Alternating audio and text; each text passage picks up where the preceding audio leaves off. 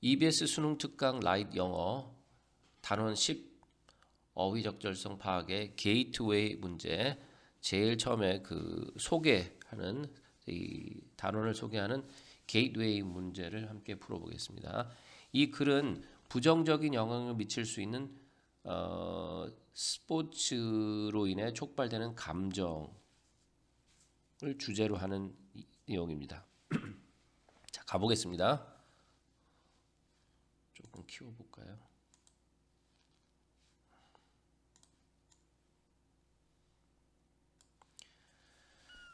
자, 갈게요. Sports can trigger an emotional response in its consumers of this kind, rarely brought forth by other products.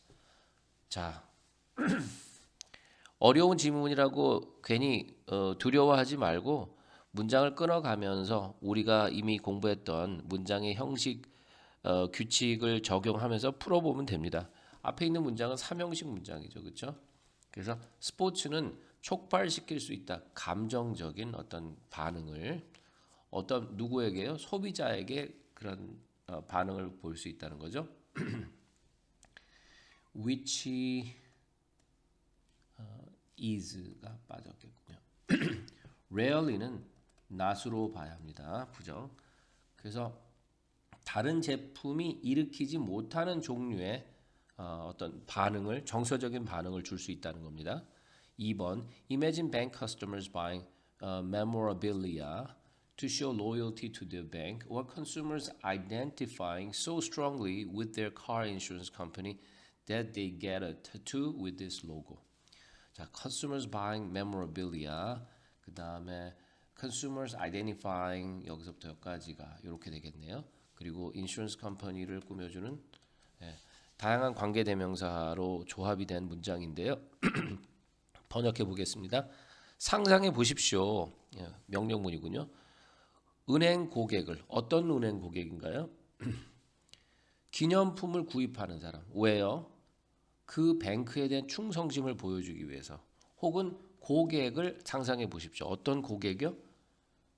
identifying이 확인하다가 아니라 이건 동질감을 가지다라는 표현으로 번역되고 있네요. 이런 거 유의합시다.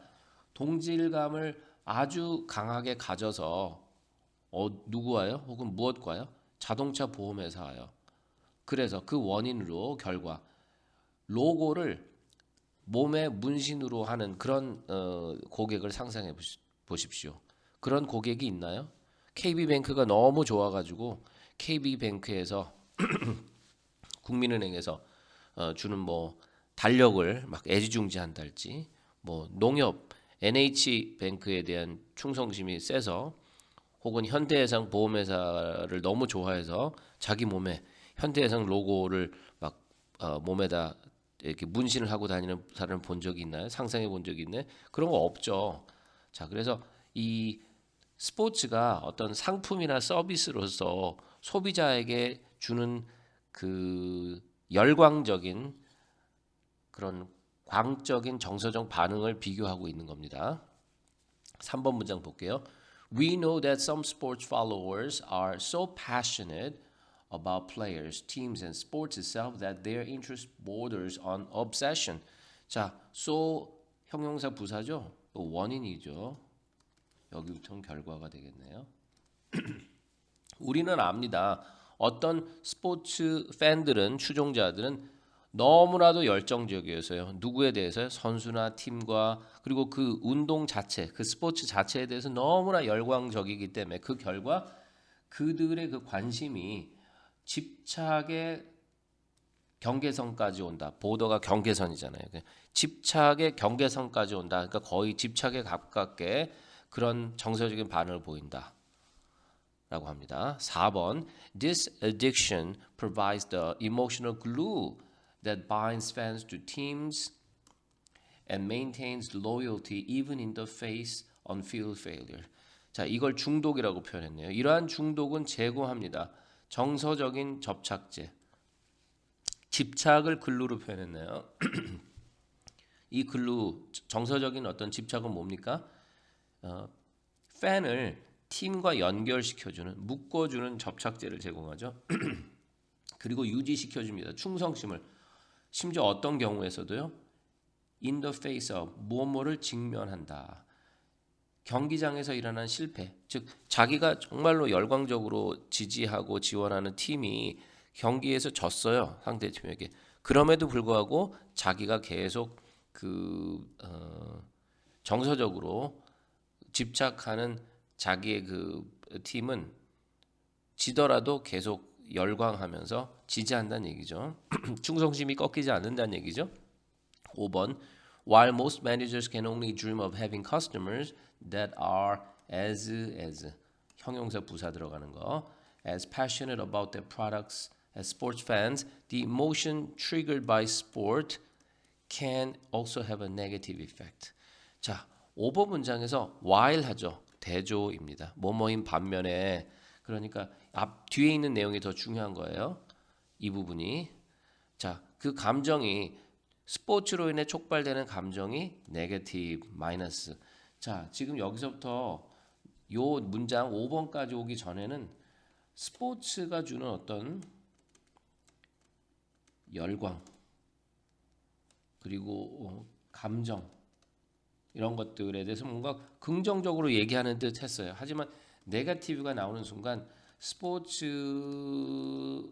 팬들의 그 정서 이거에 대해서 이제 앞으로 부정적으로 얘기하겠다 요렇게 생각하시면 돼요. 번역이 잘 안 되더라도. 자, 번역을 해볼게요. 직독직해로 번역되는 내용을 읽어보겠습니다. 대부분의 관리자는 꿈꿀 수 있을지 모르지만 어떤 거요? 가지고 싶은 거예요. 고객을 가지고 싶은 거예요. 그렇게 열정적인 그들의 제품에 대해서 스포츠 팬만큼. 자, 여러분들이 무슨 상품을 만들고 그것을 마케팅하고 홍보하는 매니저 입장이라면 내가 만든 제품, 내가 홍보하는 제품에 대해서 그토록 열광적이고 지지하는 그런 소비자가 있으면 너무너무 좋겠죠.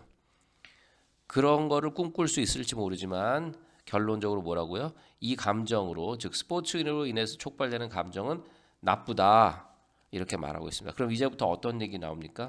스포츠 팬들이 보여주는 그 광적인 어떤 정서나 그들의 열광이 어떻게 부정적인 영향을 끼치는지에 대해서 나오겠죠. 6번 Sports emotional intensity can mean that organizations have strong attachment to the past through nostalgia and club tradition. 스포츠의 정서적인 그 격렬함은 그 강한 열광은 의미할 수 있습니다. 조직이 아주 강한 애착을 가지고 있다는 거죠. 과거에 대한 뭘 통해서요? 향수, 지난날의 추억, 그리고 클럽의 전통을 통해서. 7번 As a result, they may ignore. 여기가 아마 ignore가 아니었고 increase였던 것 같아요. 원래 그 지문에는 바로 여기가 이제 글의 흐름상 적절하지 못한 단어가 들어갔던 곳인데요. They may ignore efficiency, productivity, and the need to respond quickly to changing market conditions. 자, 그 결과 그들은 증가시킬 수 있다, 효율성을 증가시킬 수 있다, 생산성, 효율성, 생산성 다 좋은 거죠. increase도 좋은 거죠. 다 이런 어떤 긍정적인 얘기들이잖아요, 단어들이. 근데 지금 스포츠 팬들의 정서가 끼치는 부정적인 얘기를 하고 있잖아요. 그러므로 increase라는 단어는 글의 흐름상 적절하지 않죠. 그렇죠? 그래서 ignore라고 하는 그것과 반대되는 단어가 들어가야 글의 흐름이 자연스럽게 이어질 수 있습니다. 그래서 어법상 그 글의 흐름상 적절하지 못한 단어는 이 7번 문장에 들어있는 increase라고 하는 단어였을 겁니다. 올바른 글의 흐름에 적절한 단어는 ignore입니다. 그래서 그 결과 그들이 이 열광적인 팬들이 무시합니다. 효율성도 무시하고 생산성도 무시하고 그리고 빠르게 대응해야 될 필요성도 무시합니다. 어떻게 해요? 변화하는 시장 상황에. 8번 For example, a proposal to change club colors in order to project a more attractive image may be defeated because it breaks a link with tradition. 자, 예를 들어서 클럽의 색깔을 바꾸자는 그 제안이 뭐 하기 위해서요? 더 매력적인 이미지를 보여주기 위해서 혹은 투사하기 위해서 색깔을 바꾸자는 어떤 제안이 무산이 될 수 있습니다. 무시될 수 있다는 얘기죠. defeat는 패배하다는 의미인데 여기서는 무산되다라고 번역이 되고 있네요. 같은 느낌의 일맥상통하는 뜻입니다.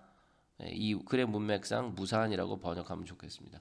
왜냐하면 그 변경된 색깔이 아무리 변화된 어떤 시장에 대응하기 위해서 훨씬 더 좋은 색깔이라 할지라도 색깔을 바꾸는 것에 대해서 그런 노력을 무산시킨다는 거죠.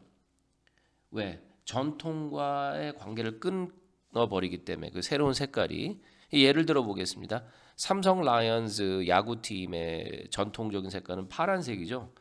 자, 그런데 변화하는 어떤 그 시장에 대응하고 더 효율과 생산성을 높이기 위해서 그 삼성 라이온즈 색깔을 야구 그 팀 색깔을 우리 빨강색으로 바꾸자.